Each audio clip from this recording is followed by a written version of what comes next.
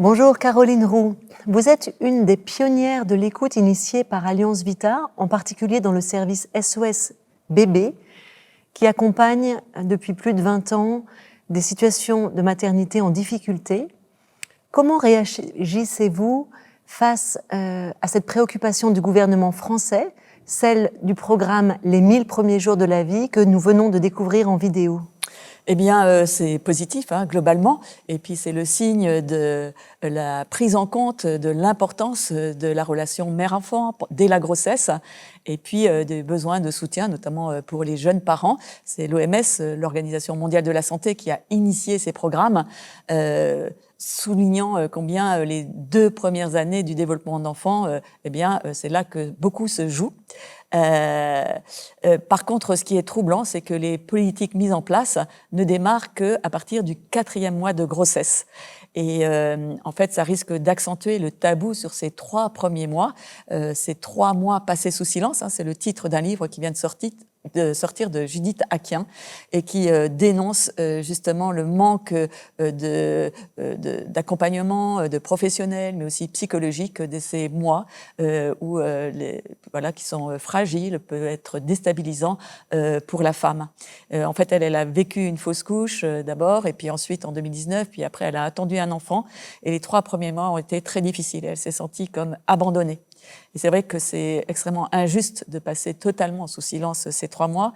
Ces moments-là, d'ailleurs, où les femmes, souvent, vont venir vers nous.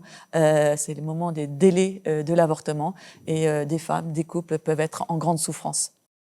Que pouvez-vous dire de ce que vous observez, justement, à propos de ces 3 premiers mois par rapport aux grossesses imprévues ? D'abord, c'est ce silence assourdissant qui passe sous silence ces situations de pression, de difficultés auxquelles sont confrontées les femmes et les couples. Et ça pour 2 raisons. D'abord, une revendication d'un droit à l'avortement qui empêche de regarder objectivement la réalité de l'IVG, que sont des vies qui sont en jeu, ce que vivent les femmes à ce moment-là, et puis aussi de tous les soutiens qui pourraient être apportés pour éviter l'avortement. Et puis, il y a cette grande illusion d'une maîtrise totale de la fécondité par les méthodes de contraception. Aujourd'hui, il y a une quasi-généralisation de la contraception qui sont présentées pour libérer les femmes et puis aussi les hommes par rapport à la sexualité, par rapport à la procréation. Or, les échecs de contraception sont très nombreux. 72% des femmes qui avortent disent suivre une méthode de contraception en France. Alors c'est un peu moins dans notre pays, mais c'est 60% en Belgique. Et les couples vont être confrontés à des difficultés, notamment la femme, lors de ces échecs de contraception. Alors on a beaucoup analysé, nous sommes en train de faire une étude sur tout ce que nous confient les femmes sous la houlette de Valérie Boulanger, qui est responsable de SOS Bébé. Mais ça m'a rappelé des situations que j'ai vécues et que j'ai notées justement pour en faire part, précisément avec les mots que disent les femmes. Actuellement maman d'un enfant de 13 mois, me voilant enceinte sous pilule de 5 semaines, il n'était donc pas prévu. Ou alors, malheureusement, tout en prenant la pilule et sans jamais l'avoir oubliée, je suis tombée enceinte.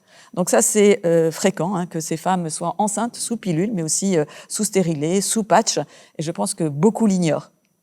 Là, par exemple, une femme qui me disait « Je suis enceinte actuellement de 5 semaines à la suite d'un problème de contraception alors que je portais un patch. » Une autre « J'apprends que je suis enceinte malgré la pose d'un stérilet il y a 1 an. » Ou une femme qui confiait « Cette relation n'était que d'un soir et pourtant la capote était là, donc le préservatif. » Je viens tout juste aussi d'apprendre que j'étais enceinte de 15 jours malgré des relations protégées par préservatif. Et au fond, la question qui va se poser à la suite quand les femmes confient ces échecs, eh bien, c'est est-ce qu'on peut accueillir un enfant qui n'a pas été programmé ? Et ce questionnement est à la source de beaucoup de malentendus entre les hommes et les femmes aujourd'hui. Vous évoquez les malentendus entre les hommes et les femmes. Quelles sont les difficultés qu'ils expriment ? Alors, ce qui est frappant d'abord, c'est les pressions qui entourent l'annonce d'une grossesse imprévue vis-à-vis de la femme. Souvent, des pressions très fortes de la part de l'homme, mais aussi plus largement de l'entourage. C'est tout le regard posé par les autres. Et puis, la situation aussi matérielle, les conditions de travail, la pression, ça peut être de l'employeur, autour des études aussi pour les plus jeunes. Et puis, il y a toute la question des conditions économiques qui se pose. Il y a une étude d'ailleurs qui vient d'être publiée et qui montre que les femmes les plus pauvres ont davantage recours à l'avortement que les femmes plus riches. Et c'est un vrai marqueur d'inégalité sociale qui doit nous mobiliser. Dans ces conditions, souvent la femme va dire qu'elle se sent seule. C'est la solitude des femmes qui nous frappe parce qu'elles se sentent rejetées, parce qu'elles sont enceintes. Et puis, il y a tout le poids de la culpabilité qu'elles prennent complètement sur elles, les femmes, à part des échecs de contraception. Est-ce que ça serait égoïste, c'est le mot qui vient souvent, si je poursuis cette grossesse alors que lui n'en voulait pas? Est-ce que je peux lui imposer cette grossesse qu'il n'a pas décidée? Ou bien une femme qui disait oui, on avait parlé d'avoir des enfants, mais j'ai pas envie qu'il croie que j'ai fait exprès. Et au fond, ce qui nous frappe, c'est cette illusion de croire que toutes les femmes avortent librement et par choix. En fait, beaucoup de femmes sont conduites à l'avortement à contre-cœur, et souvent ça fait vraiment violence. En tout cas, c'est ce que nous constatons et ce qui, nous essayons d'accompagner au mieux. Les pouvoirs publics évoquent ces échecs de contraception comme des grossesses non désirées. C'est un terme, grossesse non désirée, que vous contestez. Pouvez-vous nous dire pourquoi ? Eh bien, parce que ce vocabulaire ne traduit pas l'ambivalence, aussi l'évolution du désir, comme si on pouvait classer les enfants en désirés et non désirés. Et puis, en fait, aujourd'hui, on constate aussi un glissement de cette notion de désir à la notion de programmer. Et finalement, qui va agir comme une pression. Que peut-on sortir du programme, du contrôle? Et en fait, ça rappelle qu'il y a une grande différence entre les hommes et les femmes. En fait, je dis souvent qu'il y a un moment de bascule avec le test de grossesse. Il y a un avant et un après pour la femme, parce que à ce moment-là, elle va vraiment prendre conscience que la grossesse démarre et dans son corps. Pour les hommes, c'est beaucoup plus extérieur, donc ils ne se rendent pas compte. Mais à partir de ce moment-là, la plupart des femmes savent que c'est la vie d'un être humain qui est inaugurée. Mais ce qui va être en question le plus, c'est les conditions d'accueil de cet enfant. Et c'est souvent aussi à ce moment-là que les femmes vont exprimer une ambivalence avec des sentiments très contrastés, à la fois de fierté, de joie de se découvrir enceinte, et qui vont coexister avec des sentiments de peur, d'angoisse, de rejet de cette grossesse. Et au fond, cette ambivalence, ces montagnes russes que peuvent connaître les femmes, mon cœur me dit oui et ma tête me dit non. Finalement, elles sont aussi présentes dans des grossesses aussi qui peuvent être souhaitées, désirées. C'est vraiment au cœur des grossesses, cette ambivalence, et c'est étudié depuis longtemps par des experts, depuis les années 50. Or, aujourd'hui, on s'aperçoit que les femmes vont avoir plus de difficultés à être entendues dans cette ambivalence, d'autant plus qu'il est considéré que des femmes qui vont en consultation d'IVG sont déterminées vers l'avortement. Et souvent, quand des femmes nous disent « mais on ne m'a rien demandé », puis elles se sont retrouvées dans un engrenage avec, en plus, ce qui est aussi une pression insidieuse, c'est celle du temps. Beaucoup de femmes nous disent « mais je dois me décider très vite ». Pourquoi ? Parce que aujourd'hui, en France, la majorité des avortements sont des avortements médicamenteux qui, 72%, c'est énorme, qui doivent avoir lieu avant la 7e semaine de grossesse. D'où souvent ce temps qui n'est pas donné de vivre cette ambivalence et aussi de pouvoir prendre du recul. Vous soulignez dans vos interventions que l'attitude des hommes joue un rôle majeur. En quoi ? Évidemment, les femmes vont être très attentives à la réaction de l'homme. Ça va vraiment les toucher au plus profond. Et il y a peut-être des éléments que je pourrais partager d'abord autour de l'annonce de la grossesse.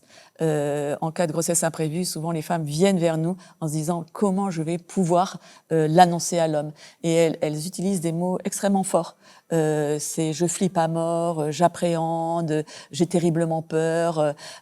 Tous ces mots disent combien elles peuvent être coincées, même par rapport à leur libre arbitre, avec la peur de ces réactions des hommes. Et je vous livre ce que me disait une femme il y a quelque temps, et elle disait « J'ai peur de lui dire et d'entendre « Il faut que tu avortes. Je vais devoir me battre. J'ai peur de l'affronter, de le contredire. » Et je me suis souvent interrogée sur cette violence exprimée par les hommes. Il y a un psychanalyste, Joël Clerget, qui annonce très bien ce qui se passe quand un homme, et même de manière générale, annonce que cette grossesse, cette parole de femme qui lui est donnée. Et il dit, en fait, l'annonce d'une paternité à venir ne laisse aucun homme indifférent. Elle l'émeut, voire fait violence, et le destine à son poste de papa. L'on parle peu dans notre culture de comment un homme réagit à un tel message. Et en fait, c'est vrai que nous, on a beaucoup étudié, et en fait, l'homme, les tempos de l'homme et de la femme sont différents. L'homme, souvent, a besoin de plus de temps pour accueillir, pour avoir une réaction aussi plus ajustée. Et là, souvent, sous la pression du temps, on a des expressions de très grande violence, des hommes qui menacent de partir, qui partent, qui s'enferment dans un mutisme qui est très angoissant pour les femmes. Les hommes, ils expriment en fait de se sentir piégés, de se sentir trahis parce qu'il n'a pas décidé. Nous n'en avons pas parlé ensemble.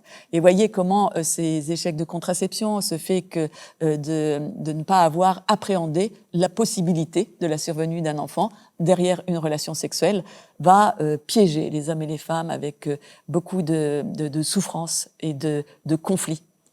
Qu'en est-il pour les plus jeunes? Est-ce qu'il y a des particularités?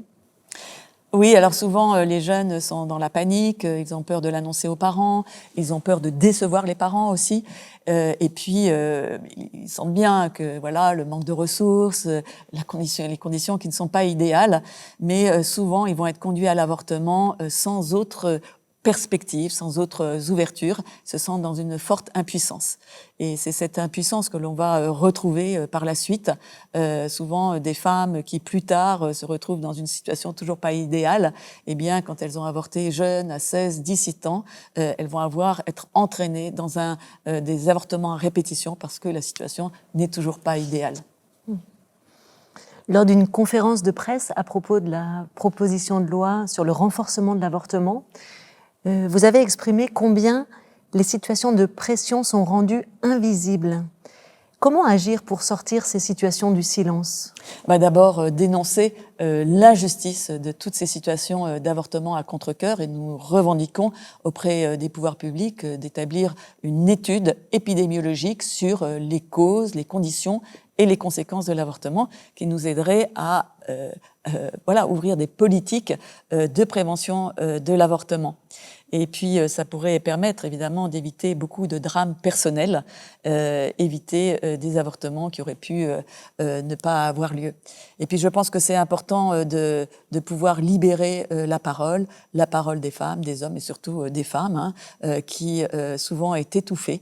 Moi, j'ai fait beaucoup d'accompagnement post-avortement. Souvent, les femmes ne savent pas à qui s'adresser. Et puis, quand elles ouvrent leur cœur, une femme qui dit « j'ai tué mon bébé », c'est vraiment, évidemment, dur à entendre, surtout qu'il y a souvent eu des circonstances atténuantes.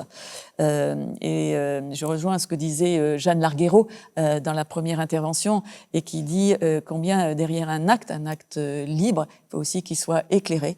Et ce qui est étouffé, c'est la portée, la gravité de l'acte. Souvent, les femmes vont s'en rendre compte après cette panique, de savoir que, eh bien, c'est des vies qui ont été supprimées. Si on pouvait leur éviter, évidemment, cette souffrance, si on avait pu plus les soutenir, eh bien, ça pourrait aider, je dis toujours, à éviter ces avortements à contre-cœur.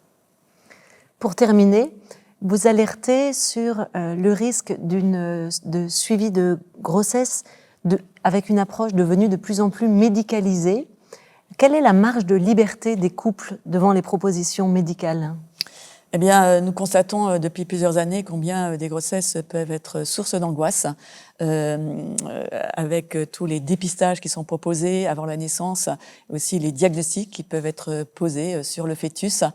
Alors en soi, c'est pas mauvais, si ça doit accompagner justement le développement du fœtus, il peut être soigné et aussi la maman. Mais nous constatons que quand ces diagnostics sont posés, ils sont assortis de propositions d'avortement dit médicales qui peuvent avoir lieu jusqu'à la naissance. Eh bien, ça peut être extrêmement violent pour les couples qui peuvent se retrouver dans des situations d'impuissance si rien ne peut être fait avant la naissance, quelquefois avec des handicaps très graves. Et ça leur est proposé à la fois comme un choix, mais aussi, eux, ils le ressentent comme une proposition médicale. Et souvent, le temps n'est pas donné pour qu'ils puissent quelquefois se ressaisir après un moment de sidération. Je me rappelle d'un homme qui disait, finalement, c'est quand j'ai pu dire « je n'en veux pas » à une tierce personne que je me suis ressaisie. Et voilà, la grossesse s'est poursuivie. Et souvent, aujourd'hui, il devient héroïque de pouvoir poursuivre une grossesse. Et je crois que ça doit interroger notre société sur les politiques de solidarité, d'accompagnement dans ces moments-là. Et puis aussi, il faut voir la répercussion que ça peut avoir sur les personnes handicapées. Il y en a qui ont rejoint Alliance Vita et qui nous disent que ça remet en cause leur légitimité, la légitimité de leur vie. Et il y a ce grand paradoxe auquel on appelle à des politiques inclusives pour le handicap, et puis toutes ces situations où finalement les couples se trouvent dans une grande souffrance par rapport aux annonces de handicap. Merci beaucoup Caroline Roux, vous qui accompagnez des situations de maternité en difficulté depuis plus de 20 ans. Vous contribuez à libérer la parole des couples et aider à exprimer les doutes et les incertitudes de chacun. Merci encore. Merci à vous.